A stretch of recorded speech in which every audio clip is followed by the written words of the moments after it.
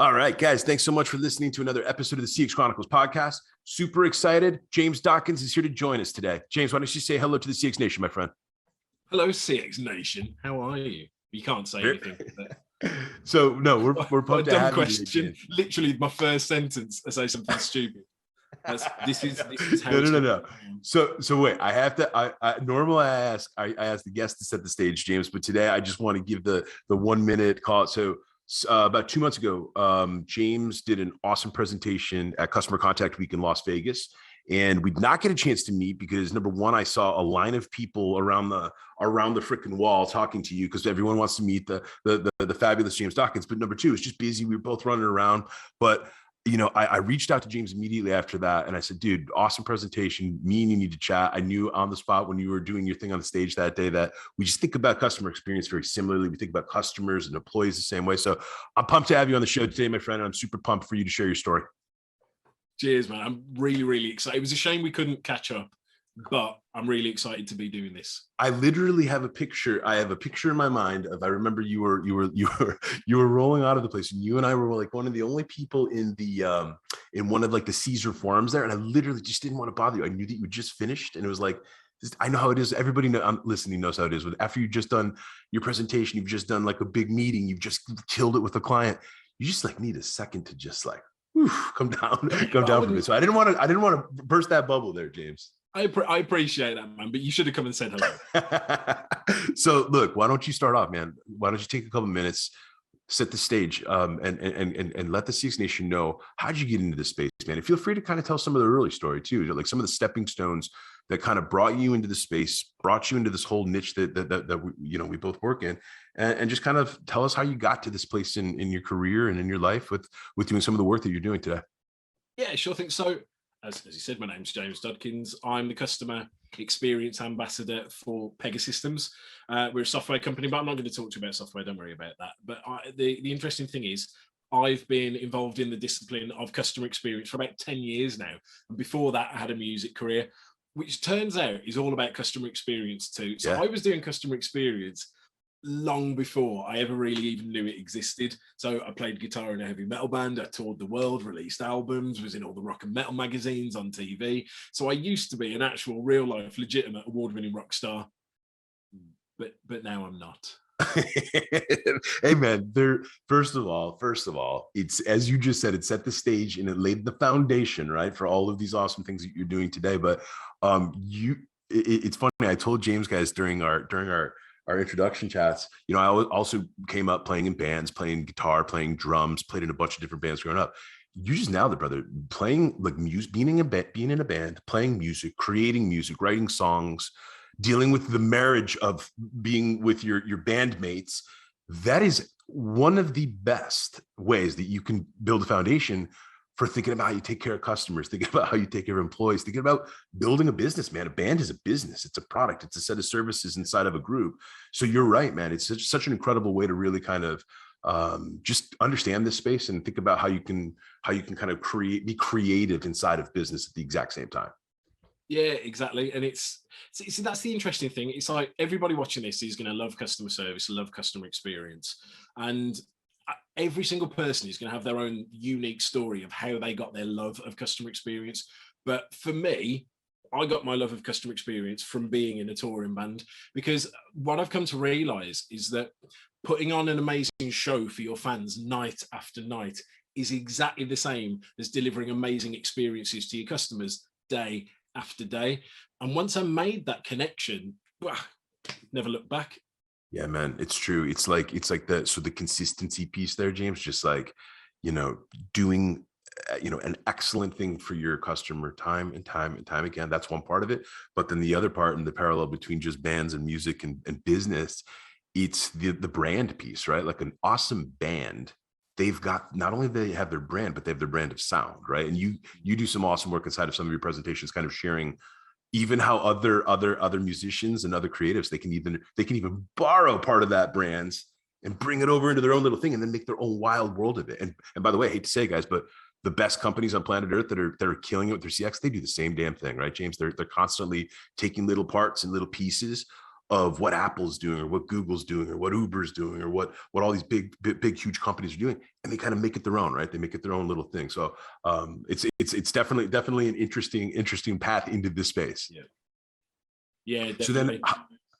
So then why don't you give us a sense for on after the music career, or after the band started to wrap up, how'd you get into this business world? What were some of the first jobs or some of the first bits of work that you were getting into that kind of led you to where you are now? Well, after being an international rock god, I took the next logical step in my career and joined an insurance company. Oh yeah, that's super loud. Rockstar straight into insurance. I love it. Yeah, exactly. And I was on the phones in a call center selling insurance. I realized pretty quickly, don't want to do this for the rest of my life. Yeah. So I worked my way through the corporate world. The problem was, but actually that came a little bit later. Worked my way through the corporate world and then got made redundant, which was the best choice I never made. So for Americans or Canadians watching, being made redundant is like being downsized. You're not fired. It's just that your job doesn't exist anymore. Does that translate? Not so much. I mean, I get it, but no, here in the States, that would be a bit confusing to most, I'd argue. Okay, well, there's a thing that happens over here where you're not fired. It's just your job doesn't exist anymore, so you have to leave the company because you haven't got a job. So it's pretty much exactly like being fired, apart from they give you some money to leave. Yeah. So that was redundant. So becoming or being placed in this redundant state, this was the catalyst. This was the fire that kind of got you thinking something else has got to happen. I got to be doing something different, or just giving you a different sense for what you really wanted to be doing, or what? Well, basically, I sat there and I thought about my options, and I realized that in the corporate world, we had loads of really, really expensive, crappy consultants come through. And I thought, you know what? I could be a really expensive, crappy consultant. So I did that. I became a really expensive, crappy consultant. To be fair, I wasn't that crappy. I got to work with some really cool companies. I worked with people like Disney, Lego, Nike, Adobe, like airlines all over the world, governments all over the world. I got really lucky that I got to work with some really, really cool companies. But the problem with it was, in the corporate world, I had created a corporate persona for myself. I had decided to create a mask almost of, this is what a corporate person should be: suit and tie, briefcase. And I was miserable because I was spending so much of my energy on any particular day desperately trying not to be me, and that wears you down after a while. And then so there was a convergence of lots of things at once, but like the final linchpin, the thing, which is, it's a song by Fear Factory if we've got any heavy metal fans out there, but the single linchpin that turned everything for me was a quote from Jerry Garcia from the Grateful Dead. Do you know, have you heard of the Grateful Dead? Jerry's one of my absolute favorite musicians of all time. So absolutely 100%. Then you might even know the quote, but for the people that don't know the quote is, don't try and be the best in the world at what you do. Be the only person in the world that does what you do. And it kind of hit me all at once. I was like, damn, I've got this really cool music career that I never tell anyone about because I'm scared of the judgment. I've got this love of customer experience that's grown over the years, kind of organically, kind of by accident.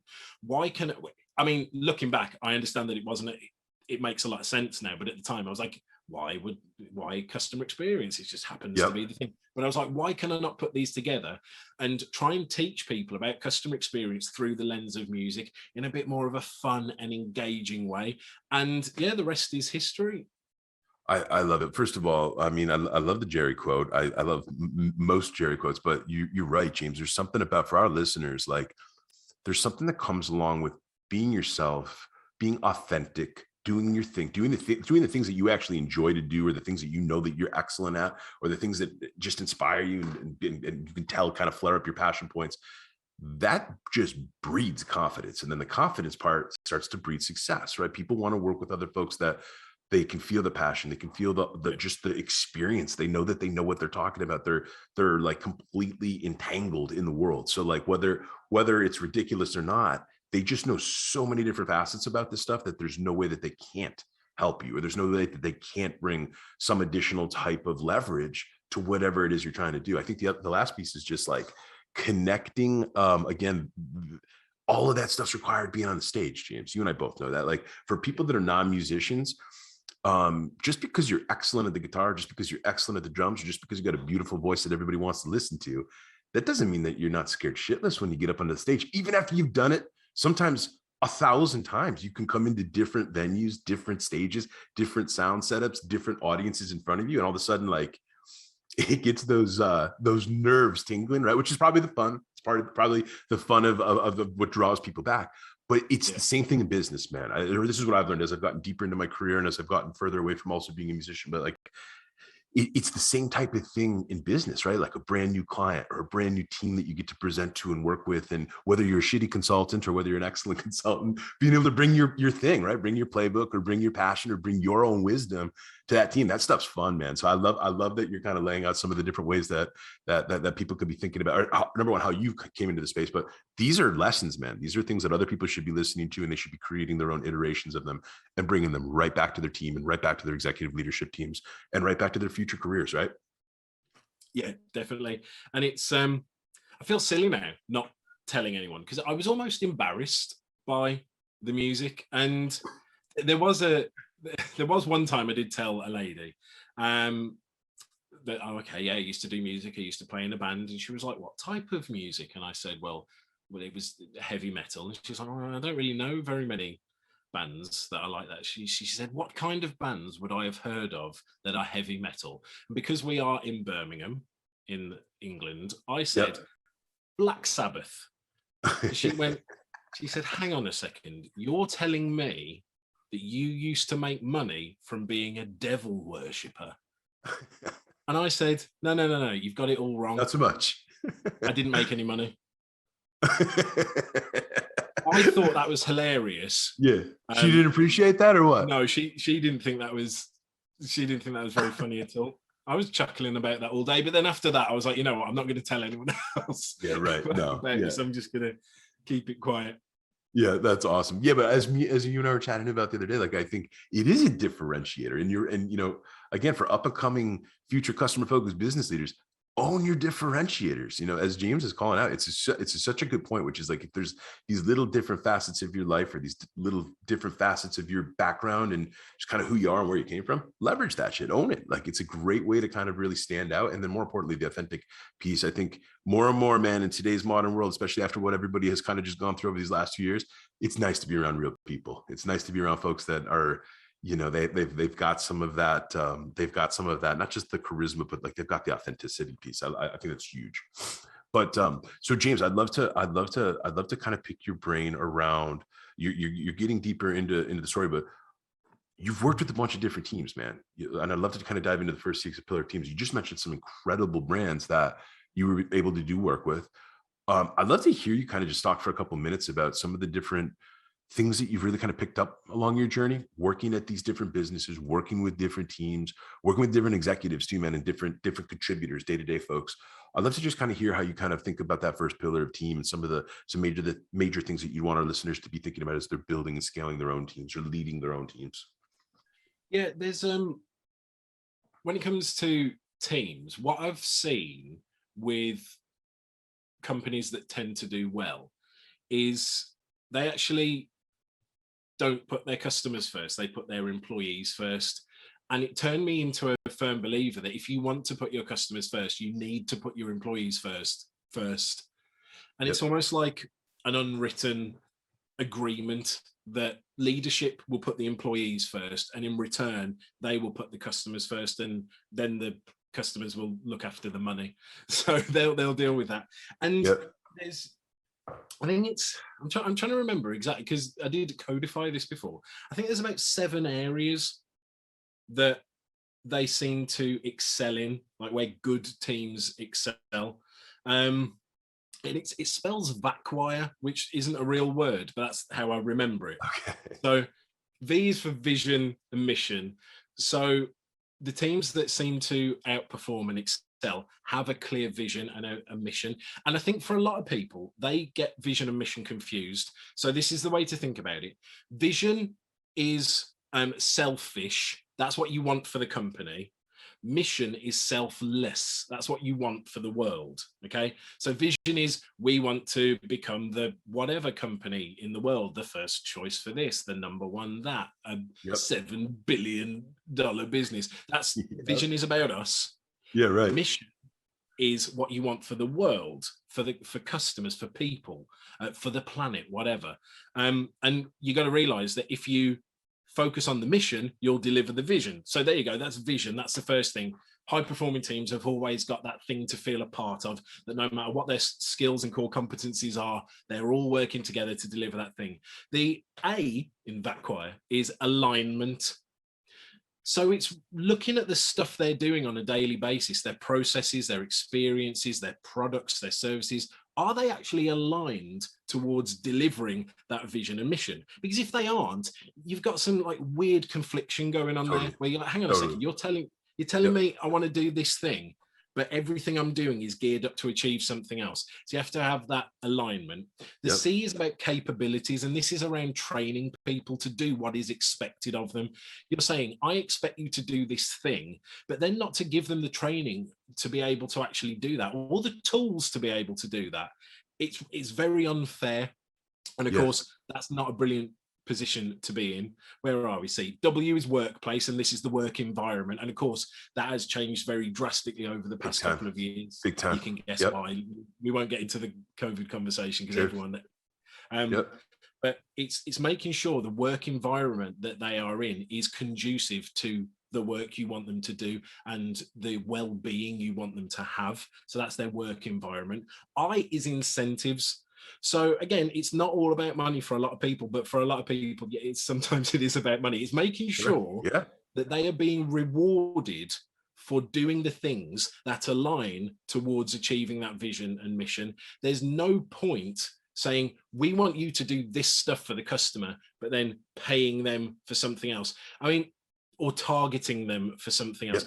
Average handle time is a big one for that. We're saying, guys, we want you to really focus on the customer. We want you to try and understand their needs, understand their successful outcomes, and then work to deliver them.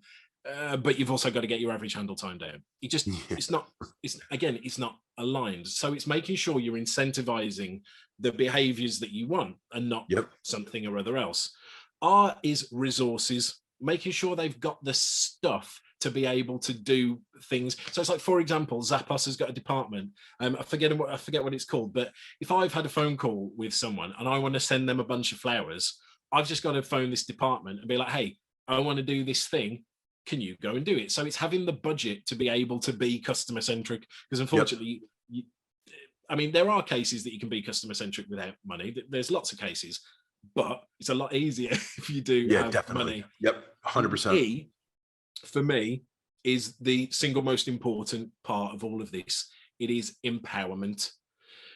It's saying you are an individual, you are unique, you are special, you are talented, and we recognize that.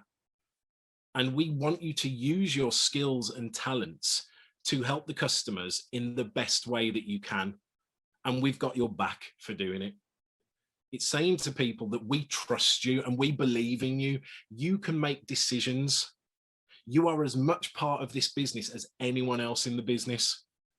You are the people that are directly influencing our customer experience. You are the ones that are directly delivering this customer experience. So you are empowered by us to make the decisions that you need to make to deliver those outcomes that will deliver that mission into the world, which will ultimately deliver the vision into the company. And it's making sure that they know that you've got their back, because they're not going to get it right every time. They are going to mess up. But if they are so scared that the moment they mess up, they're going to get axed, they're not going to do the things needed to be a magnificent company. So they are was that 7? I think it was 7. 7 elements of that choir. It was that. So that choir is phenomenal, and everybody should remember that. And I will make sure that we add that into our show notes, James. Surprised I remembered that. I was surprised you did too, to be honest. I was going to see if we but that, seriously, super, super helpful stuff. And not only that, all of the different points of that choir are spot on. And this is why, for customer experience and customer success professionals, this is why we have one of the coolest parts in many of our businesses is like to do that really well, to do VacWire really, really well, you have to almost be a part of the holistic journey, right? And not just, I didn't say customer journey there, it's the whole journey. It's the customer journey, it's the employee journey, it's the product journey or the usability journey. There's all these different facets here. And that's part of the fun of our game, is like being able to kind of bounce along that, see different parts of the business, understand how different areas are really kind of working within a user's journey or a customer's journey. And then really kind of trying to figure out how to multi-thread all that stuff together or align that stuff, to your point, James, to align that stuff together so that you're building an incredible company. Last thing is this, on the empowerment side, I love that. And then it's funny that that's the last part of that wire, but like empowerment's critical, man. If you think about, I hate to always go with sports, but I know that you and I were chatting about sports last time we were catching up. If you think about some of the most brilliant teams out there, whether it's soccer, whether it's football, whether it's baseball, hockey, you name it, whatever your sport is, that empowerment piece is really interesting if you think about it, because whether it's letting people own their parts of the pitch or own their specific positions, or whether it's offense or whether it's defense, whatever it might look like, but empowerment's key, man, because when people are in that safe zone, or they're in that space where they know exactly what type of autonomy and independence they have to be able to do their craft, do their thing really, really well, that's when this brilliance happens, man. That's when like this natural brilliance, or like this incredible performance comes, because there's almost like a flow state that's allowed, right? If you're in a super draconian, heavily ruled out, all this red tape all over the place, who can perform in that type of a spot? So I think it's really important. I think it's super, super cool. And I think for some of our listeners today to be thinking about, like, with team, man, it's like, it's a complicated mess. Running and building an excellent world-class team is really, really hard. That's why there's so few people can truly do it exceptionally well, especially huge companies. But awesome ideas here, James. I'd love to dive into the second CX pillar, tools. Same type of concept, man. You've gotten to see all these different businesses. You've worked in a bunch of different industries, from rock to insurance to all of these other major huge global brands that are kind of dominating these different spaces. I'd love for you to spend a couple minutes talking about tools, James. Like, and then on top of it, even like where we got to meet at CCW in Vegas, dude, what was there, 500 of the world's leading CX and CS tools on that floor for that week, right? It was blown away. As much as I think I know about customer experience and customer success, that was one of the big eye openers for me that I was telling you about, James. Is just like the abundance of technology and tools in today's day and age to help companies do incredible customer experiences, employee experiences, is wild to me. But I'd love to hear your take on it. Just spend a couple minutes talking about what you've learned along your journey with tools. Well, the thing, I mean, so Pega is the best one, obviously. I like that. I mean, you have to say it. Well, it's true. It's true. Seriously, I wouldn't have joined the company otherwise. You know what I was doing before. I had a very successful career before. Pega came along and really completed the puzzle for me, because I was quite resistant to technology in the past, and in a way, I almost still am. I still think that whenever you're doing any sort of improvement projects, technology should come last. It should never be the first thing. You should be understanding who your customers are, understanding their needs, their successful outcomes, designing the experiences that will make them happen, and then finding the technology to make those experiences come alive. Whereas a lot of companies take a technology first approach, which I don't really think is the right way to do it. But as the years have gone on, I have started to realize, especially with larger companies, arguably, I think I've just changed my mind again. I don't think any company nowadays can deliver even an average customer experience without some sort of technology, without some sort of tools. And when I think about tools and technology, the way I kind of think of it like this, here's some science for you. I'm going to hit you with some science. Are you ready for some science? Please do. So we always talk about behavior, especially with teams and employees and agents and everything. We talk about behavior. We want them to behave in a particular way. But scientifically, what behavior is a formula of who the person is and the situation they're in. So that's basically how you make up behavior. That's how you get to behavior. Who a person is and the situation they are in. Smush them together, you get behavior. Okay? Yep. However, and this is the crazy thing that I didn't understand, the situation will always impact the behavior more than who the person is. It is always the situation that has the largest effect on how someone will react to a situation. And so for me, looking at it in terms of teams and agents and employees, Yep. the situation is that really the capabilities and the workplace environment, it's the tools and technology that you are giving them to do the work. It's the environment that they're within.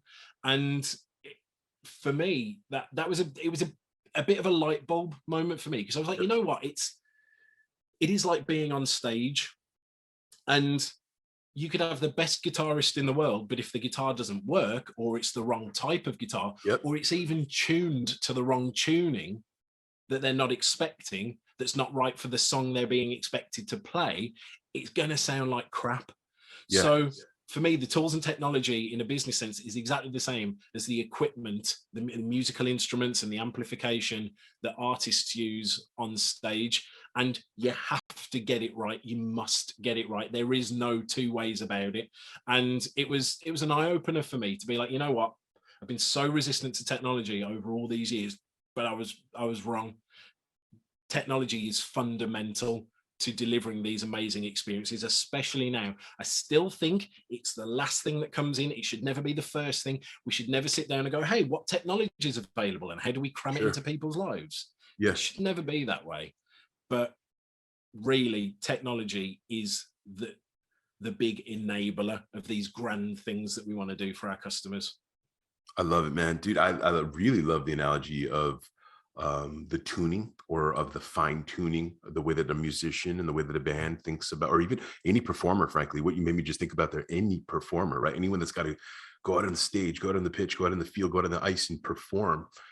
You just nailed it, man. There is a whole supportive cast and crew making sure that their equipment is perfect, making sure that everything is completely aligned, making sure that everything has been vetted before the game, before the performance, before whatever it is that you're about to go do a really big thing, right? And then on the musician side specifically, I was thinking, like, as you're talking about the best guitarists in the world, what I immediately started to think of, I bet you if you asked like the top 100 best guitarists of all time, what was one of the most important things that made your band or made your career so successful, I guarantee you they would go to the guys and the gals that were taking care of their equipment, or setting up the stage, or setting up their axes for them, literally making the guys and the gals that you see this for any of our music fans out there that are listening or watching documentaries, you see all the time the different people that take care of the gear. First of all, how awesome would it be every time you pick up your guitar to have someone like that have it just set it up for you? That'd be pretty awesome, number one.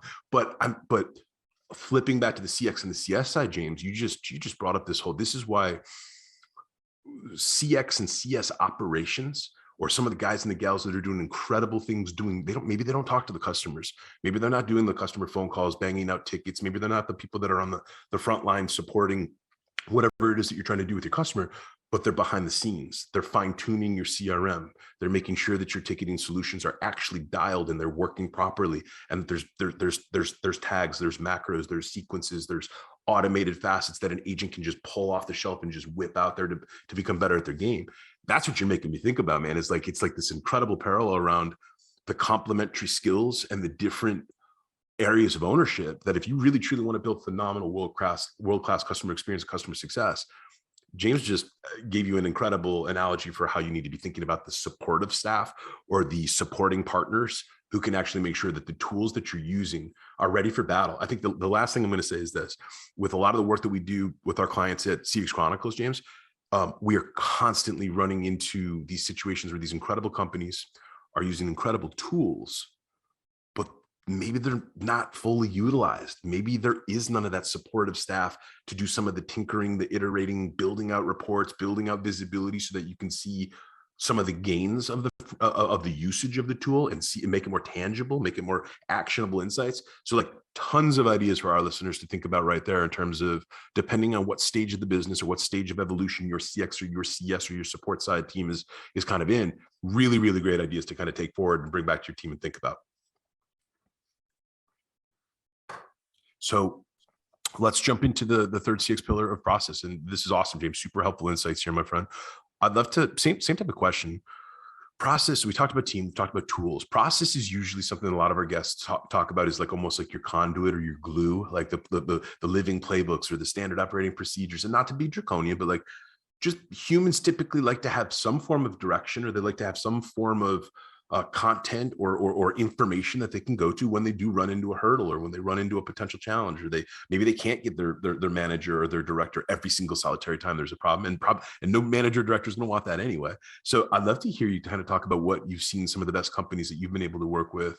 How have they thought about process, and how have they thought about mapping that stuff and building those playbooks to be able to deliver an incredible customer experience? Yeah, see, processes are which is the correct pronunciation, by the way. Process it's a really interesting topic because there is a lot of work done in process that I think could be tweaked. You need to understand that process and customer experience, it's the same stuff. It's just stuff that's being done. It's just some stuff is done with the customer, some stuff is done internally. It's just all it is stuff. And there's no real need to treat them all that differently.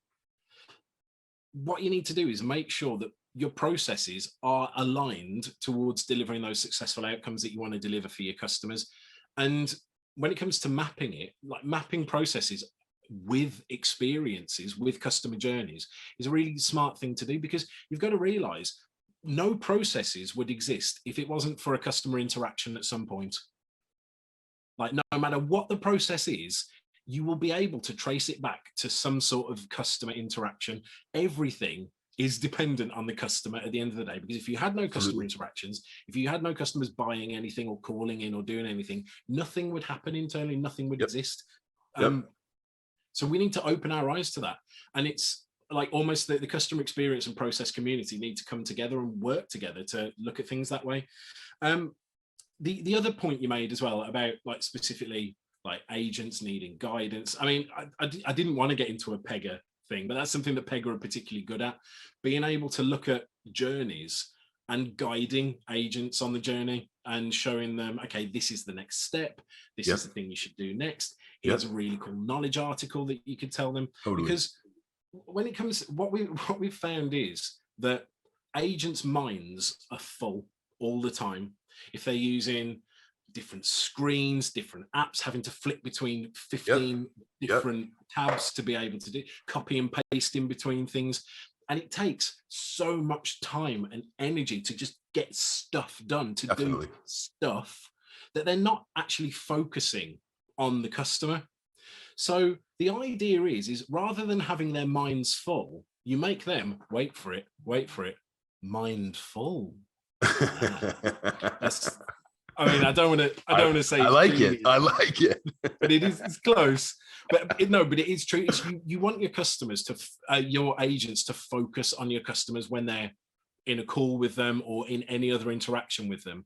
And if they've got 50% of their brain trying to figure out what screen they need to open next, how are they going to get this information to read to the customer, how are they going to get the terms and conditions up for this particular product to be able to read through it to hit their quality targets, it takes their attention away. So there's two answers to that. There's think about process in a completely different way. Think about it as just stuff that happens. And then there's get tools and technologies that help processes happen seamlessly and act as like a co-pilot for your agent. It's kind of like playing music from sheet music. Think of it that way. Like, and you might think, well, okay, like bands like Metallica don't read sheet music, or Black Sabbath don't read sheet music. They have 4 people performing songs that they wrote. That is very different to an orchestra, for example, where you've got about 80 people playing different types of instruments, playing songs they didn't write, trying to cohesively come together to deliver this one performance, this one piece of music. You need the sheet music, you need the conductor, you need the orchestration, and that's where technology comes in, especially with larger companies. When you've got 500, 1,000, 2,000, 10,000 agents in a call center, you need that orchestration, you need a conductor, you need the sheet music. That's where Pega comes in. I didn't want to pitch Pega, but I did it by accident. It worked perfectly. But you're right, man. So a couple of things, whether it's a tool like Pega or whether it's whichever solution our listeners have in front of them right this second today, a couple big things that you just called out that are spot on. Number one, the journey piece, right? Like, it's funny when people think customer journey or employee journey, they immediately think about taking the conference room over, plastering a wall with sticky notes. But when I just heard you say that, I immediately started thinking about all of the variables or all of the potential touch points or all of the potential things that happen on the day-to-day when you are running one of these customer focused positions, which are, as you just mentioned, super hard. You're trying to juggle a million different balls. You're trying to keep a customer happy. You're trying to keep a customer coming back. You're trying to keep the revenue coming in. You're trying to keep satisfaction up. Then you brought this next part in. So there's the journeys, number one, but then the number two, context switching. It's mind blowing, James, how many of even some of the world's best customer focused business leaders, guys and gals that are doing phenomenal jobs running the customer experience and customer success of huge companies, they don't always necessarily have the time or the bandwidth or the ability to mitigate context switching. And so then even if you have some of the best CSMs in the world or some of the best customer support agents out there, if those guys and gals are being asked to use 12 different tools to do 100 different things, and then to your point, but they're also on the phone, they're talking to a customer, they're trying to solve a ticket right in front of them, they're trying to finish it or complete a sale. Come on, guys. Like, first of all, for like, I think not all of us are great multitaskers. Let's call it. I know for me, for one, I'm not one of them. And I think the reality is like, as customer experience, customer success, customer service leaders, that's up to us to think about some of that, right? That's up to us to build the playbook or to build, to your point, write the music in a way where the whole damn band or the whole damn orchestra actually understands their part. They understand what type of rhythm they need to be playing. They understand where their notes are. They understand where they where their key spots are. So their areas of ownership, accountability, responsibility. It's an easy way of kind of thinking about how you can go back to your team today or go back to your business today and do an assessment. If you guys have, do you have that type of principle in play? Is somebody thinking about it? Is there an owner? Do you have the budget, to your point, to even be able to try to make an impact on this? So a bunch of awesome ideas that are on process. 100%. I would love to, this is typically my favorite one. So I'd love to dive into the fourth and the final pillar of feedback. And I love feedback, man, mainly because I think, most people, when they think about customer experience, they think about surveys, phone calls, understanding what customers think, right? And it's true, it is true. But I think as we've done more and more of these shows, man, I love hearing what guests have to say about their version of feedback. I really do. Because I think everybody's got wildly different types of ideas on this. And then I feel like every single solitary episode or every single solitary conversation with a customer focused business leader, they say things that make you go, shoot, I never actually thought about it that way. Let me take that little nugget and bring it right into my feedback playbook. So I'd love for you to spend a couple minutes talking about feedback, James. What are some of the ways that you've seen companies do a phenomenal job or CX and CS teams do a phenomenal job of leveraging and acting upon feedback? So these are a loaded question, especially for me, because if anybody's listened to any of my stuff before, they will know I'm not actually a massive fan of solicited feedback surveys. That's probably a conversation for an entire different episode. But what I will say is, when it comes to feedback, I think of it like crowd noise. So you're on stage. If the crowd is cheering, you're probably doing okay. If they're not, you're probably not. But the difference with that is it's in the moment. It's happening as you're playing. Yeah. Whereas feedback surveys, it's afterwards. You deliver an experience and then you go to your customers and say, hi, customer, we've got no idea whether that was any good or not. Could you tell us? Yeah. Yep. I think we need to get to a place where we can predict within a certain degree of accuracy whether we're actually delivering good experiences or not. Now, some people misconstrue what I say there and think, oh, James doesn't think you should talk to your customers. No, that is not correct. I think talking to your customers is probably the single most valuable thing any business can do. Yep. It's just going out there and soliciting feedback, sending feedback surveys. It's not always the best way to get that data, that information, that connection with the customer that you need to improve. However, not one single person listening to this is going to stop doing it just because they've heard me say that. So totally. Yep. My stance is you are probably going to do customer feedback surveys. The least you could do is make them not suck. Right? Yeah, it's true. Most customer feedback surveys suck. They both simultaneously suck and blow, which is that's against physics. And it's like really hard for that to happen. It is, yet somehow it happens. And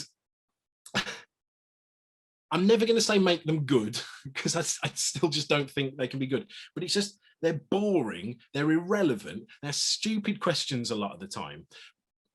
People think that customer feedback surveys are the measure of an experience and forget that they are an experience. And there's something that you may have heard of before. I imagine some people listening will have heard of this before. It's called the peak end rule. Peak end. And it's this psychological understanding that customers are most likely to remember the peak of an experience and the end of an experience. So the peak is the most positive or negative part of the experience, where emotions have peaked, and the end is the last bit. So a lot of companies do work to build in strong positive peaks that will negate any negative parts of the experience and a very strong memorable end. But then if they go and send a crappy feedback survey afterwards, they've just ruined all the good work they've done, because that becomes the end. And I just think there is probably a big gap to make customer feedback surveys non-crappy, non-boring, non-sucky. I love it, and I couldn't agree more. And that is excellent advice, because you're right, where there's almost like a tendency for customer-focused business leaders to want to kind of pull what other big companies are doing, or pull what other brands that they're familiar with are doing, whether it's NPS, whether it's CSAT, whether it's customer effort scores, whether it's product scores, et cetera. But you're right, there's almost this huge opportunity in terms of, like, if you're gonna collect feedback, do it in a same thing that we talked about in the front of the show, man. Do it in a creative fashion, make it unique, make it authentic, figure out a way that you could cobble it into something that only your brand does, or it's like a really great way of it. The other thing too is I love that you're kind of calling this out, because this is a different type of answer. This is why I said that we always get different answers here. Instead of the generic stuff, man, especially for like growth focused companies that are already trying to disrupt the whole space, and they're already trying to, like, just throw the yoke off of the antiquated entities that are owning that space. That's such a big differentiator opportunity right there. So if the big guys, the 800-pound gorillas, are doing MPS and CSAT, do something different. Use different mediums. Here's another one I was going to say when I was hearing you kind of give that answer about, like, don't do boring, don't do crappy, I was thinking, like, use different mediums. I'm always blown away. Like, a lot of the startups that we work with at CXC, they don't necessarily have the 100,000 plus accounts yet. They don't have the 5 million consumers out there.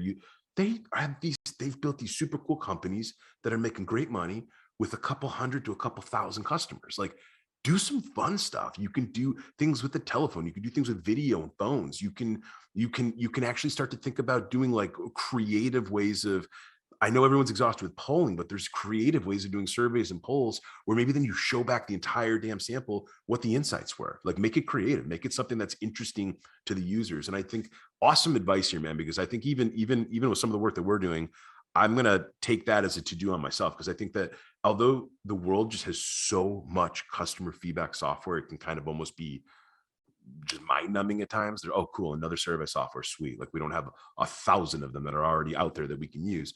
There's like, for the listeners, think about different ways that you can create unique, authentic, and just personalized ways of getting more feedback from your customers. Because I think that's another big thing, James. You're right, man. For the biggest and the brightest companies of tomorrow, they're going to do stuff like this. They're going to figure out ways of not only doing it where it becomes a part of the customer experience. And then the peak and the end is really, really interesting, because I could almost guarantee you that 80% of incredible customer-focused business leaders, they forget the peak and the end. And you're right, when you just send another shitty Qualtrics survey or another survey monkey survey that doesn't really help you with anything, you're blowing an opportunity to make that end part a freaking bang. I didn't name any companies. Well, I understand that. No, I'm just saying, for our listeners, use all these different tools. And I think the reality is, whichever one you're using, you can still use it, but there's creative ways of thinking about what else you can do in a complementary fashion around it. Like, I know for like a lot of times customers at CXC, they look at me crazy when I say, okay, cool. So you have really low conversion rates, and you can't get people to answer your surveys. Okay. Have we tried picking up the telephone? Have we tried sending like a Zoom invite and where we actually talk to a human for 5 minutes, like 2 minutes, 1 minute, 60 seconds? Like, as a customer, do you have 60 seconds for me to ask 2 questions? Like, and I think that you're right. Like, we need to be doing a better job of this as customer-focused business leaders, because it's a huge opportunity. And frankly, it's where a lot of gold lies. There's a lot of gold. There's a lot of opportunity. And you hear the good, the bad, and the ugly around what you need to do to really kind of improve your business and continue to grow your business. So I love it. James, this has been an absolute pleasure, my friend. Before we wrap up the show, a couple things. Why don't you give a shout out to the CX Nation around where can they find out more about you and your work? And then how do they get in touch with you, man, if they want you to come talk to their business, if they want you to come talk to their team, or if they want to learn more about Pega and they want to learn more about the things that you and the team are doing over there? Yes, I mean, just literally, you can go to jamesdodkins.com if you want to learn more about me. You go to pega.com if you want to learn more about Pega. If you want to drop me an email and talk about any of this stuff, drop an email to jd@pega.com. Or failing that, just connect with me on LinkedIn. That's where I put all my content, and talk to people about this stuff all day, every day. I love it. Well, look, I'm pumped that we're connected, my friend. I'm super excited to keep our conversation going offline in the future. Thank you very, very much for joining the CX Chronicles podcast, and best of luck to you and your team this year, James. Cheers, man. I appreciate it.